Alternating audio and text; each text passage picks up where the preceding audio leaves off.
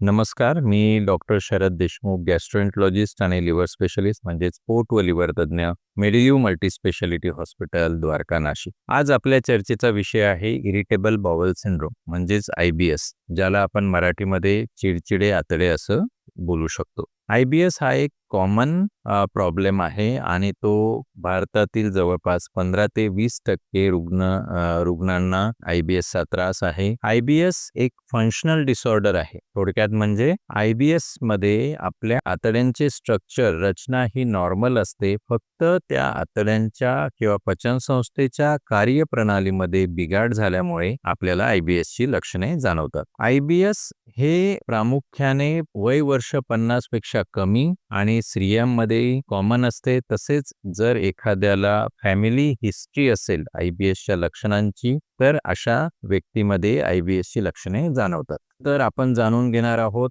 IBSची लक्षणे काय असतात, IBSचे प्रकार काय असतात, त्यामागील कारणं काय आहेत आणि IBSच्या रुग्णांमध्ये आम्ही काय चाचण्या करतो आणि त्याच्या पुढील उपचाराबद्दल आणि समज आणि गैरसमजबद्दल. IBSची प्रमुख लक्षणं म्हणजे जर एखाद्या व्यक्तीला 3 महिने किंवा दीर्घकाल जर वारंवार खालील लक्षणं असतील तर त्याला IBS असू शकतो. या लक्षणांमध्ये प्रामुख्याने पोटात त्रास होणे, पोट दुखणे आणि हे पोट दुखणे जे आहे ते शौचाला गेल्यानंतर कमी होते किंवा पोट दुखणे बंद होते. याबरोबरच वारंवार शौचास जावे लागणे, शौचास पातळ होणे, ज्याला आपण डायरिया असं म्हणतो. या व्यतिरिक्त शौचास साफ न होणे किंवा शौचास कडक होणे किंवा अधूनमधून शौचास पातळ होणे किंवा शौचास साफ न होणे यासारखी लक्षणं IBSच्या पेशंटमध्ये असतात. तसेच पोट फुगणे आणि पोटामध्ये गॅस झाल्यासारखे वाटणे, पोट गच्च झाल्यासारखे असं वाटणे, तसेच शौचामध्ये आव पडणे किंवा म्युकस किंवा सफेद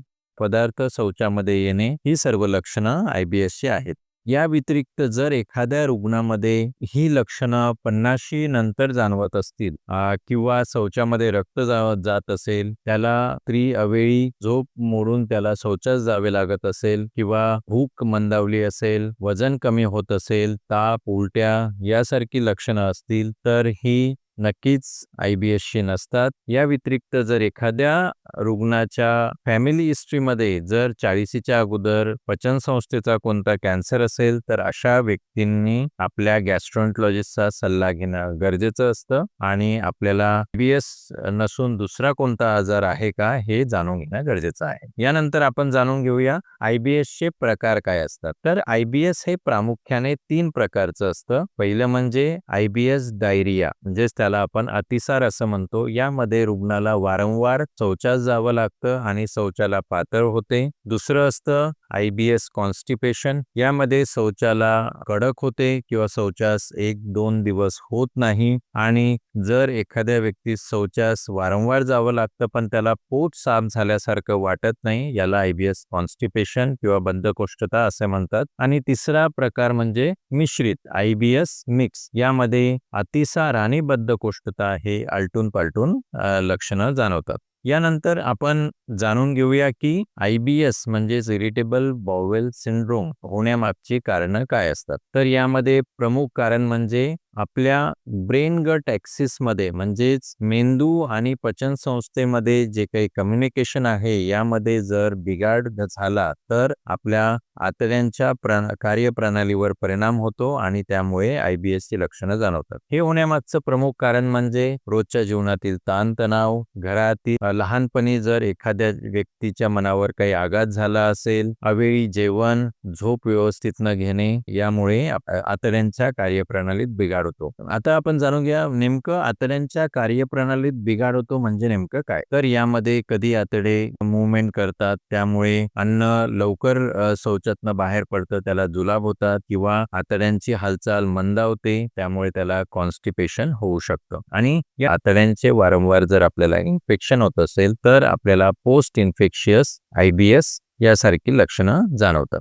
काही थेअरीज आहेत ज्यामध्ये जर गव्हामध्ये एक आपल्याला ग्लुटेन नावाचं पदार्थ असतो, त्याची हायपर सेन्सिटिव्हिटी काही रुग्णांमध्ये असते. त्यामुळे सुद्धा IBS सारखे लक्षणं जाणवू शकतात. तसेच काही व्यक्तींना कार्बोहायड्रेट पचवण्यास त्रास होतो, त्यामुळे त्यांना पोटात गॅस होतो. दुसरं महत्त्वाचं कारण म्हणजे की ज्याच्यामुळे IBSची लक्षणं होतात ती म्हणजे जेवणामध्ये तिखट, तेलकट, मैदायुक्त पदार्थ, फास्ट फूड हे घेतल्यामुळे सुद्धा आणि अवेळी जेवण केल्यामुळे, झोप चांगली न घेतल्यामुळे सुद्धा IBSची लक्षणं आपल्याला जाणवू शकतात. तुम्ही सर्वांनी ऐकलं असेल की आपल्या आतड्यांमध्ये काही चांगले बॅक्टेरिया असतात आणि काही वाईट बॅक्टेरिया असतात. तो बॅलन्स व्यवस्थित असल्यामुळे आपलं शरीर निरोगी असतं. पण जर हा गट मायक्रोबायोटा म्हणजे चांगल्या बॅक्टेरिया आणि वाईट बॅक्टेरिया मधला बॅलन्स बिघडला, त्यामुळे सुद्धा इरिटेबल बाउल सिंड्रोम होऊ शकतो. यानंतर आपण जाणून घेऊया की जेव्हा आमच्याकडे इरिटेबल बाउल सिंड्रोमचा एखादा रुग्ण येतो, त्यावेळेस त्यामध्ये आम्ही काय तपासण्या करतो आणि त्याचं निदान कसं करतो. तर IBSचं निदान हे प्रामुख्याने जेव्हा एखादा रुग्ण आमच्याकडे येतो, त्याची लक्षणांबद्दलची हिस्ट्री विचारतो, एक्झामिनेशन करतो आणि त्या बेसिसवर IBSचं निदान होतं. पण IBSच्या लक्षणांच्या तीव्रतेनुसार आम्ही त्या रुग्णांमध्ये काही तपासण्या करतो, जेणेकरून त्याचं निदान योग्य व्हावं. त्यामध्ये काही रक्ताच्या तपासण्या असतात. त्या रक्ताच्या तपासण्यांमध्ये कंप्लीट ब्लड काउंट म्हणजे CBC, ESR, thyroid function test, sugar यासारख्या रक्ताच्या तपासण्या, स्टूल रुटीन मायक्रोस्कोपी आणि काही रुग्णांमध्ये मी कोलोनोस्कोपी म्हणजेच मोठ्या आतड्यांची दुर्बिणीची तपासणी करण्यासाठी सांगतो. तर जर एखाद्याला IBSची लक्षणं असतील, पण त्याबरोबरच जर त्याला शौचातनं रक्त जात असेल, त्याची भूक मंदावली असेल, वजन कमी होत असेल किंवा रात्री अवेळी शौचाला जावं लागत असेल आणि घरामध्ये जर त्याला फॅमिली हिस्ट्री असेल पचन संस्थेच्या कॅन्सरची, तर अशा रुग्णांनी नक्कीच ही जस्ट IBSची लक्षणं नाहीत आणि ती या लक्षणांमागील कारण दुसरं काही असू शकतं, यासाठी आपल्या गॅस्ट्रोएंटरोलॉजिस्टचा सल्ला घेणं गरजेचं आहे.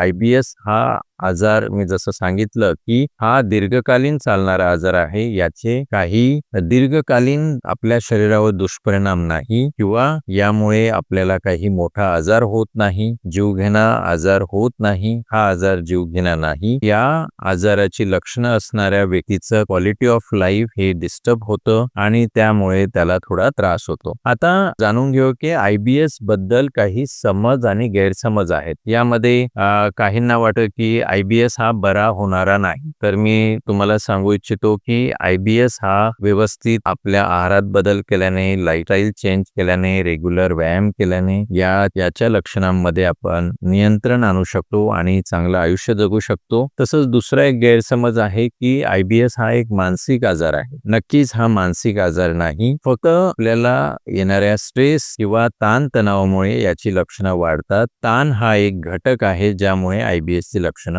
जाणवतात. नंतर तिसरा गैरसमज आहे की IBS असणाऱ्या रुग्णांना पचन संस्थेचा कॅन्सर होतो. तर नक्कीच मी जसं सांगितलं, IBSच्या रुग्णांना पचन संस्थेचा कॅन्सर होण्याचे चान्सेस हे वाढलेले नसतात. तर मित्रांनो, हे झालं IBS बद्दल. आपण पुढील व्हिडिओमध्ये IBSच्या उपचाराबद्दल जाणून घेऊया. तसेच IBSच्या रुग्णांनी त्यांच्या आहारामध्ये काय बदल करायला हवे, त्यांनी काय काळजी घ्यायला हवी, त्यांनी त्यांच्या लाईफस्टाईल मध्ये काय बदल करायला हवे याबद्दल जाणून घेणार आहोत.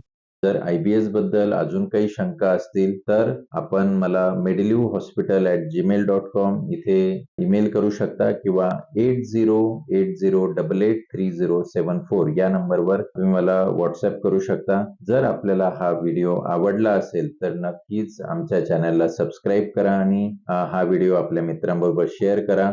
स्वतःची काळजी घ्या आणि आपल्या पोट आणि लिव्हरच्या आजारांविषयी किंवा आपल्या हेल्थ विषयी नवीन अपडेट जाणून घेण्यासाठी नक्कीच आमच्या चॅनलला सबस्क्राईब करा. धन्यवाद.